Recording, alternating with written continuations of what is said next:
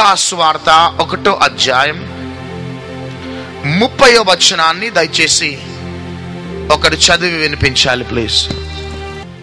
ఆమె ఆ మాటకు బహుగా తొందరపడి ఈ శుభవచనమేమిటో అని ఆలోచించుకొనుచుండగా దూత, మరియా భయపడకుము, మరియా భయపడకుము, దేవుని వలన నీవు కృప పొందితివి. చాలు, దేవుని వలన నీవు కృప పొందితివి. యోహాను సువార్త 1వ అధ్యాయం 16-17 వచనాలు. యోహాను సువార్త 1వ అధ్యాయం 16-17 వచనాలు. ఆయన పరిపూర్ణతలో నుండి మనమందరము కృప వెంబడి కృప పొందితిమి. ధర్మశాస్త్రము మోషే ద్వారా అనుగ్రహింపబడెను, కృపయు సత్యమును యేసుక్రీస్తు ద్వారా కలిగెను. ఎవడైనను దేవుని చూడలేదు, తండ్రి రొమ్మునున్న అద్వితీయ కుమారుడే ఆయనను బయలుపరచెను. హల్లెలూయా. దేవుని యొక్క కృపలో ఉన్న శ్రేష్టత పరిశుద్ధాత్మ దేవుడు సార్వత్రిక సంఘానికి స్పష్టంగా వివరించాలని ఆశపడుతూ ఉన్నాడు. కన్యక అయిన మరియమ్మ దగ్గరికి దేవదూత వచ్చి ఒక మాట అంటున్నది, మరియా నీవు భయపడకుము, నీవు కృప పొందితివి. ఆమెన్, హల్లెలూయా. యోహాను సువార్తలో మోషే ద్వారా ధర్మశాస్త్రము ప్రజలు పొందుకున్నారు, కానీ యేసుక్రీస్తు ద్వారా కృపయు సత్యము ఈ లోకానికి అనుగ్రహించబడ్డది. హల్లెలూయా. ప్రియ దేవుని బిడ్డలారా, ఒక వ్యక్తి గాని ఈ కృప అనే ప్రత్యక్షత మీద కాన్సన్ట్రేషన్ చేస్తే ఈ కృపలో ఉన్న ఆ అభిషేకము ఒక వ్యక్తిని ఉన్నతమైన స్థాయిలోకి తీసుకొని వెళ్తుంది. అసలు కృప అనగా మీనింగ్ ఏంటిది? ద్వితీయోపదేశ కాండం 7వ అధ్యాయం 7-8 వచనాలు దయచేసి చదవాలి. మీరు సర్వజనుల కంటే విస్తార జనమని యెహోవా మిమ్మల్ని ప్రేమించి మిమ్మల్ని ఏర్పరచుకొనలేదు. సమస్త జనముల కంటే మీరు లెక్కకు తక్కువే కదా. అయితే యెహోవా మిమ్మల్ని ప్రేమించువాడు గనుకను, తాను మీ తండ్రులకు చేసిన ప్రమాణము నెరవేర్చువాడు గనుకను, యెహోవా బాహుబలము చేత మిమ్మల్ని రప్పించిన దాసుల గృహంలో నుండి, ఐగుప్తు రాజైన ఫరో చేతిలో నుండి మిమ్మల్ని విడిపించును. హల్లెలూయా. ఈ కృప అనే మాటకి అర్థం ఏంటిదంటే అన్మ్యారిటెడ్ లవ్. ఒక ఉదాహరణ ద్వితీయోపదేశ కాండంలో మనం చూస్తున్నాం. దేవుడు ఏమంటున్నాడంటే, మీరు విస్తారమైన జనమని, మీరు మంచి జ్ఞానవంతులని, మంచి ఉన్నతమైన స్థాయిలో ఉన్నవారని, నేను మిమ్మల్ని ప్రేమించలేదు కానీ, నేను మిమ్మల్ని విడిపించలేదు కానీ, మీరు స్వల్పమైన జనాంగమని నాకు తెలుసు, మీరు బలహీనులని తెలుసు, మీ ద్వారా ఏ పని జరగదు అని తెలుసు, అయినప్పటికీ నేను మిమ్మల్ని ప్రేమించున్నాను. హల్లెలూయా. ప్రియ దేవుని బిడ్డలారా, ఈ లోకంలో ఉన్న ప్రేమలు ఏ విధంగా ఉంటాయంటే, ఒకవేళ మిలిటరీలో కానీ పోలీస్ డిపార్ట్మెంట్లో జాయిన్ కావాలి అంటే మెడికల్ ఫిట్నెస్ ద్వారా వారు పోలీస్ డిపార్ట్మెంట్లో మిలిటరీలో ఎన్నుకుంటారు. ఏ ఉద్యోగంలో జాయిన్ కావాలన్నా కూడా ఆ వ్యక్తి యొక్క అర్హతలు, తాను మెరిట్ స్టూడెంటా కాదా, మంచి బలవంతుడా, మంచి జ్ఞానవంతుడా, ఆ మెడికల్ ఫిట్నెస్ ద్వారా అన్ని కూడా చెక్ చేయబడ్డ తర్వాత ఒక డిపార్ట్మెంట్లో ఆయనకు ఉద్యోగం అనేది దొరుకుతుంది. అది ఈ లోక సంబంధమైన పద్ధతి. అయితే కృప అనే దానికి నిదర్శనం, కృప అనే దానికి జవాబు ఏంటిది అంటే, ఇశ్రాయేలులు కావచ్చు, మనము కావచ్చు, ఎవరైనా కావచ్చు, మనము జ్ఞానవంతులము, గొప్పవారము అని దేవుడు మనల్ని ప్రేమించలేదు. కానీ మనం బలహీనులమని తెలుసు, మనం దౌర్భాగ్యులమని తెలుసు, మనము పాపములో మనము పాతుకుపోయి ఉన్నామని తెలుసు, అయినను మనల్ని వెతికి ప్రేమించటమే అది దేవుని యొక్క ప్రేమ. ఆమెన్, హల్లెలూయా. దానినే కృప అనేసి అంటారు. కాబట్టి రాత్రి కాల సమయంలో ప్రియ దేవుని బిడ్డలారా, చాలా మంది జీవితాలలో బైబిల్ గ్రంథంలో అనేక ప్రత్యక్షతలపై వారి మనస్సులను కేంద్రీకరిస్తూ ఉంటారు. కానీ అతి శ్రేష్టమైన ప్రత్యక్షత బైబిల్ గ్రంథంలో దేవుని యొక్క కృప అని నువ్వు తెలుసుకోవాలి. ఆమెన్. నీవు దేవుని యొక్క కృపను నువ్వు ధ్యానిస్తూ ఉన్నప్పుడు దేవుని యొక్క ఔన్నత్యము, దేవుని యొక్క ప్రేమ నీకు బట్టబయలు అవుతూ ఉంటది. ఆ సమయంలో నువ్వు దేవునికి సమీపంగా వస్తా ఉంటావు. గట్టిగా చప్పట్లు కొడదాం. దేవుని యొక్క కృప అనేది ఒక అభిషేకం, ఒక అనాయింటింగ్. అది అందుకనే పేతురుకు రాసిన 2వ పత్రిక 1వ అధ్యాయం 3వ వచనం, మనలను పిలిచిన వారిని గూర్చిన అనుభవ జ్ఞానం మూలముగా, మనల్ని పిలిచిన వారి గూర్చిన అనుభవ జ్ఞానము మూలముగా ఆయన దైవ శక్తి జీవమునకును భక్తికిని కావలసిన వాటన్నిటినీ మనకు దయచేయుచున్నందున దేవుని గూర్చిన బట్టి మన ప్రభు అయిన యేసు కూర్చున్నట్టునైన అనుభవ జ్ఞానం వలన మీకు కృపయు సమాధానమును విస్తరించునుగాక. హల్లెలూయా. దేవుణ్ణి గురించిన జ్ఞానము, క్రీస్తుని గురించిన జ్ఞానము మనం ఎప్పుడైతే కలిగి ఉంటామో అప్పుడు మన మీదనట కృప విస్తరించటము ప్రారంభిస్తుంది.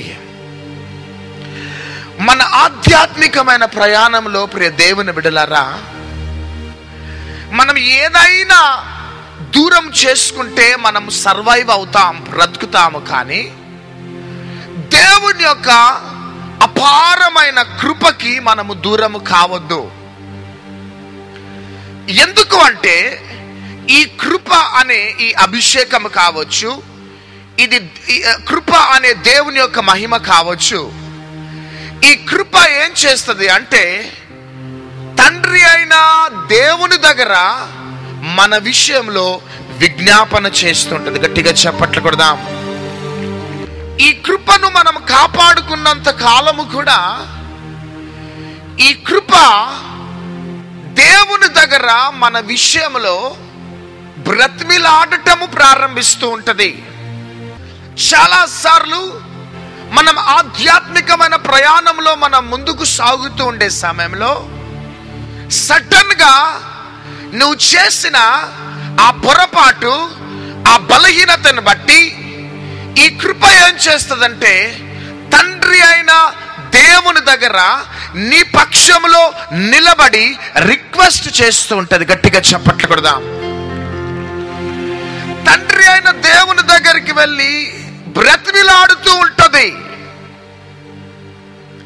నీ పిల్లల విషయంలో కావచ్చు, నీ పిల్లల భవిష్యత్ విషయంలో కావచ్చు, నీ ఉద్యోగ విషయంలో కావచ్చు, నీ ఆర్థిక పరిస్థితుల విషయంలో కావచ్చు, ప్రతి దాని విషయంలో ఈ కృప ఏం చేస్తుంటదంటే తండ్రి అయిన దేవుని దగ్గర నీ పక్షంలో నిలబడి రిక్వెస్ట్ చేస్తూ ఉంటది.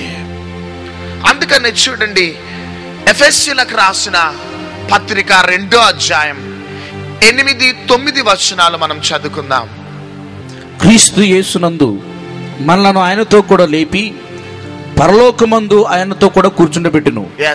మీరు విశ్వాసము ద్వారా కృపచేతనే రక్షించబడి ఉన్నారు. మీరు విశ్వాసము ద్వారా కృపచేతనే రక్షింపబడి ఉన్నారు. ఇది మీ వలన కలిగినది కాదు, దేవుని వరమే. దేవుని వరమే. హల్లెలూయా. మీరు విశ్వాసం వలన కృపచేతనే మీరు రక్షింపబడ్డారు. అది మీరు జ్ఞానవంతులని కాదు, మీరు మీ క్రియలు దేవుణ్ణి ఆకర్షించుకున్న విధానమును బట్టి కాదు, కానీ మనం బలహీనులమైనప్పటికీ దేవుని యొక్క కృపచేతనే మనం రక్షింపబడ్డాము. హల్లెలూయా, హల్లెలూయా. కాబట్టి ప్రియ దేవుని బిడ్డలారా, ఈ కృపలో ఉన్న ఈ ప్రత్యేకించబడిన ఈ అభిషేకము మనం ఎప్పుడైతే నిత్యము ఈ కృపపై మనం ఆధారపడి మనం ముందుకు సాగుతూ ఉంటామో, ఆ కృపనట మనల్ని ఉన్నతమైన స్థాయిలోకి తీసుకుని వెళ్తుంది. గట్టిగా చప్పట్లు కొడదాం. కేవలము యేసు క్రీస్తు యొక్క రక్త బలియాగము ద్వారా మనము రక్షింపబడ్డాం. దేవుడు మనకి ఉచితముగా ఇచ్చిన వరమే ఈ రక్షణ అనుభవము. మన ఆధ్యాత్మికమైన ప్రయాణంలో నువ్వు ఎప్పుడు ఒకటి ఆలోచించాలి. అపవాదికి మాటి మాటికి నువ్వు జ్ఞాపకము చేసే ప్రత్యక్షత ఏంటిది అంటే, నేను కృప నుండి దూరమైన వ్యక్తిని కాదు గాని నేను దేవుని కృపలో ఉన్న వ్యక్తిని అని అపవాదికి నువ్వు మాటి మాటికి జ్ఞాపకం చేయాలి. గట్టిగా చప్పట్లు కొడదాం. ఎందుకు అంటే ఈ కృపలో ఉన్న బిడ్డలట బైబిల్ గ్రంథంలో దేవుని యొక్క అన్ని దీవెనలు పొందుకొని ముందుకు సాగిపోతూ ఉంటారు. ప్రియుడా, నీ ఆత్మ వర్ధిల్లుచున్న ప్రకారము నువ్వు అన్ని విషయాలలో వర్ధిల్లుతూ సౌఖ్యముగా ఉండాలి. ఎవరైతే ఈ కృప క్రింద ఉంటారో, ఎవరైతే నేను నా కుటుంబము కృప యొక్క దుప్పటి క్రింద ఉన్నాము అని ప్రతి నిత్యము ఆ అనుభవంలో ముందుకు సాగుతూ ఉంటారో, అపవాది ఆ కుటుంబాన్ని బలహీనపరచలేదు. నీవు మాటి మాటికి ఆ కృపలో ఉన్న ప్రత్యేకతను అపవాది అయిన సాతానికి జ్ఞాపకం చేస్తూ, దేవునికి జ్ఞాపకం చేస్తూ ముందుకు సాగుతూ ఉంటేనట ఆ కృప నిన్ను ఉన్నతమైన స్థాయిలోకి నిన్ను తీసుకొని వెళ్తుంది. ఆమెన్, హల్లెలూయా. అందుకనే తీతుకు రాసిన పత్రిక 2వ అధ్యాయం 11వ వచనాన్ని చదవాలి. ఏలయనగా సమస్త మనుషులకు రక్షణకరమైన దేవుని కృప ప్రత్యక్షమై, దేవుని కృప ప్రత్యక్షమై మనము భక్తిహీనతను ఇహలోక సంబంధమైన దురాశలను విసర్జించి శుభప్రదమైన నిరీక్షణ నిమిత్తము, అనగా మహాదేవుడును మన రక్షకుడునైన యేసుక్రీస్తు మహిమ యొక్క ప్రత్యక్షత కొరకు ఎదురు చూచుచు ఈ లోకములో స్వస్థత బుద్ధితో నీతితోనూ భక్తితోనూ బ్రతుకుచుండవలనని మనకు బోధించుచున్నది. ఎవరు బోధించుచున్నారు అంటే ఆ కృప మనకు బోధిస్తున్నది. గట్టిగా చప్పట్లు కొడదాం. ఈ కృప మనలో ఉండటమును బట్టి ఈ కృప ఏం చేస్తుందంటే, ఈ లోక సంబంధమైన మాలిన్యము మనకి అంటనివ్వకుండా ప్రతి నిత్యము క్రీస్తు యొక్క ప్రత్యక్షతలో, ఆ దైవత్వంలో, ఆ మంచితనంలో నిన్ను ముందుకు సాగటానికి నిన్ను మాటి మాటికి ప్రేరేపించేటిదే దేవుని యొక్క కృప. గట్టిగా చప్పట్లు కొడదాం. హల్లెలూయా. చాలా మంది క్రైస్తవులకున్న అనుభవం ఏంటిది అంటే, బైబిల్ గ్రంథంలో అన్ని అనుభవాల గుండా వెళ్తూ ఉంటారు, సీరియస్ గా కాన్సన్ట్రేషన్ చేస్తూ ఉంటారు. కానీ దేవుని యొక్క కృప ఎంత శ్రేష్టమైనదో, దేవుని యొక్క కృప ఎంత విలువైనదో, ఆ దేవుని యొక్క కృప మనల్ని ఏ స్థాయిలోకి తీసుకొని వెళ్తుందో చాలా సార్లు సార్వత్రిక సంఘానికి ఈ ప్రత్యక్షత లోపించటమును బట్టి పరిశుద్ధాత్మ దేవుడు ఆ కుటుంబాలలో కదలలేకుండా ఆగిపోతూ ఉన్నాడు. హల్లెలూయా. ఈరోజు నీ వ్యక్తిగత స్థితి ఏ విధంగా ఉన్నదో కానీ, ఒకవేళ నువ్వు పేదరికంలో ఉన్నావా, దారిద్రతలో ఉన్నావా, ఇంకా నీ భర్త మారని స్థితిలో ఉన్నావా, నీ పిల్లలు సెటిల్ కాలేని స్థితిలో ఉన్నావా, ఆయా మానసికమైన ఒత్తిళ్లను బట్టి, పోరాటాలను బట్టి ఒకవేళ నువ్వు ముందుకు సాగలేని స్థితిలో ఉంటే, ఈ రాత్రి పరిశుద్ధాత్మ దేవుడు నీకిస్తున్న ప్రత్యక్షత ఏంటిదంటే, ఈ రోజైనా నేను కృప క్రింద ఉన్న వ్యక్తిని అని నువ్వు జ్ఞాపకంలోకి తెచ్చుకో. ఆమేన్. నీవు దేవుని కృప క్రింద ఉన్న వ్యక్తివని అపవాదికి జ్ఞాపకము చేయి. నువ్వు దేవుని యొక్క కృప క్రింద ఉన్న వ్యక్తివని దేవునికి జ్ఞాపకం చేస్తూ ఉన్నట్లయితే ఆ కృప నిన్ను, నీ కుటుంబాన్ని చేరవలసిన గమ్యానికి చేరుస్తుంది. గట్టిగా చప్పట్లు కొడదాం, గట్టిగా చప్పట్లు కొడదాం. అందుకనే ఆ గాబ్రియేలు దూత వచ్చి ఏమంటున్నదంటే, మరియా నీవు కృప పొందితివి. ఆమేన్. మోషే ద్వారా ధర్మశాస్త్రము ప్రజలకి అనుగ్రహించబడ్డది. కానీ యేసుక్రీస్తు ద్వారా ఆ కృప, ఆ సత్యము దేవుడు మనకి అనుగ్రహించినాడు. కాబట్టి నీవు నా కృప క్రింద ఉన్న సేవకునిగా ముందుకు సాగాలి. ఆమేన్. నా కృప క్రింద ఉన్న కుటుంబముగా నువ్వు ముందుకు సాగు. అంతే. ఆటోమేటిక్ గా నువ్వు అడగక ముందే నీ అంతరంగంలో ఉన్న ఆ ప్రత్యక్షతను బట్టి నీ కుటుంబంలో నూతనమైన కార్యాలను చేస్తాడు. గట్టిగా చప్పట్లు కొడదాం. హల్లెలూయా. అయితే ప్రియ దేవుని బిడ్డలారా, ఈ కృప మన జీవితంలో ఎప్పుడు యాక్టివేట్ అవుతుంది? జాగ్రత్తగా వినాలిక. ఈ కృప అనే అభిషేకము కావచ్చు, ఆ ఫ్రేగ్నెన్సీ కావచ్చు, ఆ సువాసననే కావచ్చు, అది మన జీవితంలో ఎప్పుడు యాక్టివేట్ అవుతుంది? అది మన జీవితంలో ఎప్పుడు యాక్టివేట్ అవుతుందంటే,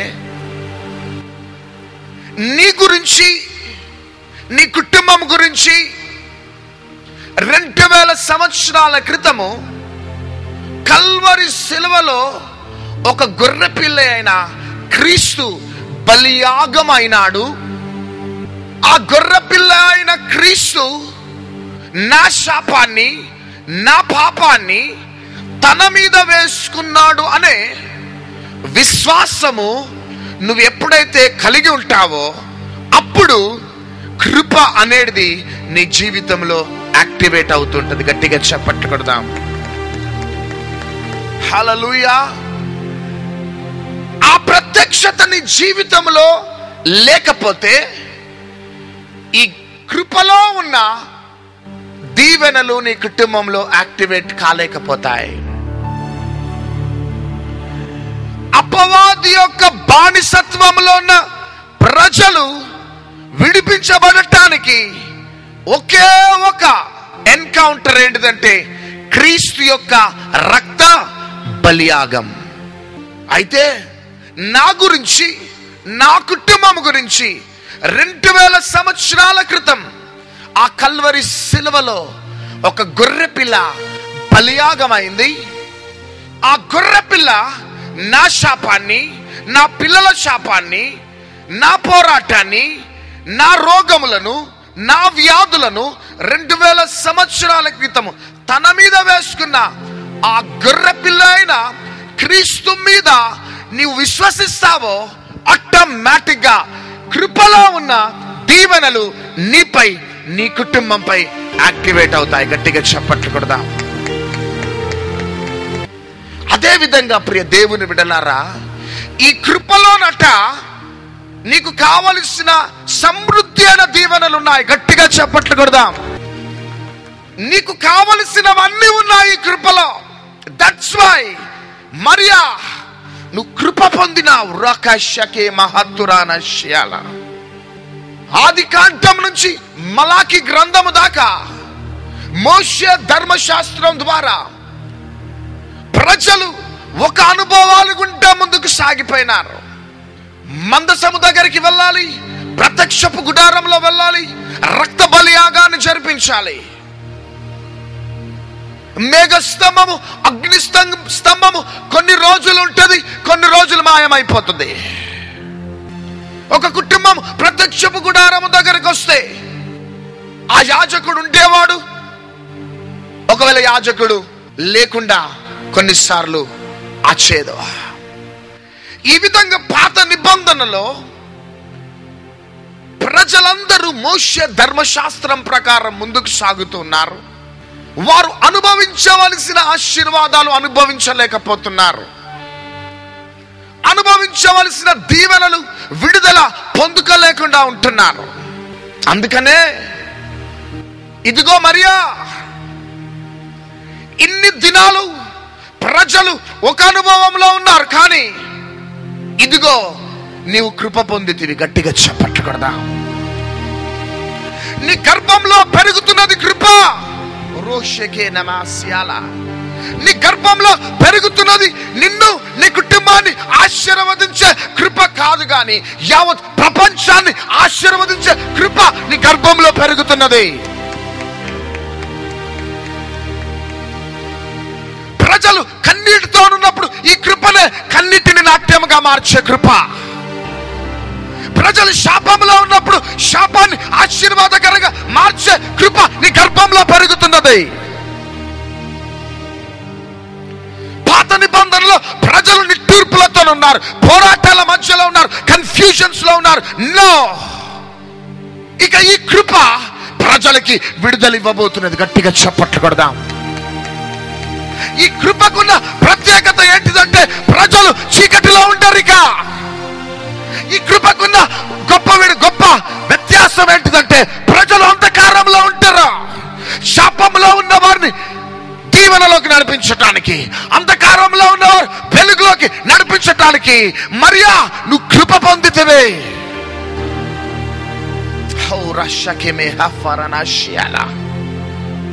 దట్స్ వై మోషే ద్వారా వెంజన్స్, పోరాటాలు, వ్యతిరేకతలు, ప్రజలకు ఒకరోజు అనుకూలత, ఒకరోజు అననుకూలత, కానీ క్రీస్తు ద్వారా కృప, సత్యము ఈ లోకానికి వచ్చింది. గట్టిగా చప్పట్లు కొడదాం. హల్లెలూయా. ఈ రాత్రి కాల సమయంలో నా ప్రియ సహోదరుడు, నా ప్రియ సహోదరి, ఈ రోజు దాకా నీవు ఈ కృప క్రింద లేవేమో.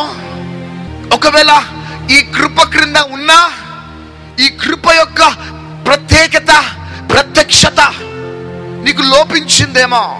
కానీ I want to remind you, 2011లో ఈ ప్రత్యక్షతతోని నువ్వు అడుగు పెట్టటమును బట్టి నీ కుటుంబంలో ఉన్న అపవాది రాజ్యాలు కుప్పకూలిపోతున్నాయి. నీ కుటుంబంలో దేవుని దీవెనలు పొర్లి పారబోతున్నాయి. అంతే. This is the beauty of grace. This is the uniqueness of grace. ఈ రాత్రి నువ్వు అనవలసిన మాట ఏంటిదంటే, I am under the grace. Amen. నేను కృప యొక్క దుప్పటి క్రింద ఉన్నా. నువ్వు ఎప్పుడైతే ఆ విధంగా నీ మైండ్ ని ఫిల్టర్ చేసుకుంటావో, ట్రాన్స్ఫార్మ్ చేసుకుంటావో, ఆటోమేటిక్ గా నీవు క్షేమముల గురించి వెతకటం కాదు, కానీ కృపాక్షేమములు నీ గడప దగ్గరికి వచ్చి నీ తలుపును తట్టుతాయి. గట్టిగా చప్పట్లు కొడదాం. ఈ కృప మన జీవితంలో యాక్టివేట్ కావాలి అంటే యు మస్ట్ హ్యావ్ ఫెయిత్. నీకు క్రీస్తు రక్త బలియాగమైన ఆ యొక్క ప్రత్యక్షతపై విశ్వాసం ఉండాలి. హల్లెలూయా. ఇంకా చూడండి ఈ ప్రత్యక్షత ఏం చేస్తున్నదో చదవాలి ప్లీజ్. ఎఫెసీయులకు రాసిన పత్రిక 2వ అధ్యాయం 8వ వచనం. మీరు విశ్వాసము ద్వారా కృపచేతనే రక్షించబడి ఉన్నారు, ఇది మీ వలన కలిగినది కాదు, దేవుని వరమే. హల్లెలూయా. అది క్రియల వలన కలిగినది కాదు గనుక ఎవడనూ అతిశయపడ వీలు లేదు. చాలు చదవండి. ఎఫెసీయులకు రాసిన పత్రిక 1వ అధ్యాయం 5వ వచనం. ఎట్లనగా తన ప్రీనియందు తాను ఉచితముగా మనకు అనుగ్రహించిన తన కృపా మహిమ కీర్తి కలుగునట్లు తన చిత్త ప్రకారమైన దయా సంకల్పం చొప్పున యేసుక్రీస్తు ద్వారా తనకు కుమారులుగా స్వీకరించుటకై, యేసుక్రీస్తు ద్వారా తనకు కుమారులుగా స్వీకరించుటకై మనలను ముందుగా తన కోసము నిర్ణయించుకుని మనము తన ఎదుట పరిశుద్ధులమును నిర్దోషములై ఉండవలనని జగత్ పునాది వేయబడక మునిపే ప్రేమ చేత ఆయన క్రీస్తులో మనల్ని ఏర్పరచుకొనెను. గట్టిగా చప్పట్లు కొడదాం.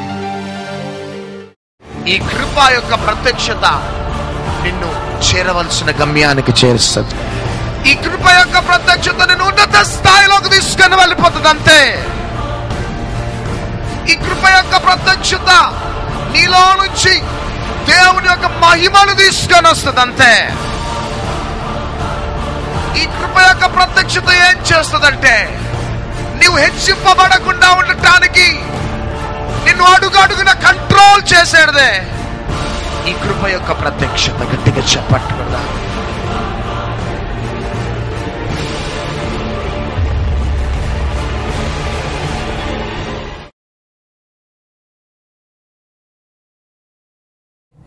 యేసుక్రీస్తు ప్రభువా, నీవు లోక రక్షకుడవని నేను నమ్ముచున్నాను. కల్వరి శిలువలో రక్తం కార్చినావని నేను నమ్ముచున్నాను. నీ రక్తం ద్వారా నా పాపాలు, సర్వమానవాళి పాపాలు కడగబడ్డాయని నేను నమ్ముచున్నాను. నీవు చనిపోయి పాతి పెట్టబడి 3వ దినమున మరణమును జయించి లేచినావని, పరలోక రాజ్యం ఆరోహణమైనావని, మరలా రాబోతున్నావని నేను నమ్ముచున్నాను. తండ్రి, నేను తెలిసి తెలవక చేసిన ప్రతి పాపములను దయతో క్షమించి నన్ను నీ బిడ్డగా స్వీకరించుము. నా హృదయంలోకి రమ్ము, నాకు దేవుడిగా ఉండుము. యేసుక్రీస్తు నామములో నా పాపాలని క్షమించినందుకు వందనాలు. యేసుక్రీస్తు నామములో అడిగి వేడుకొంచున్నాము తండ్రి. Amen, amen, amen.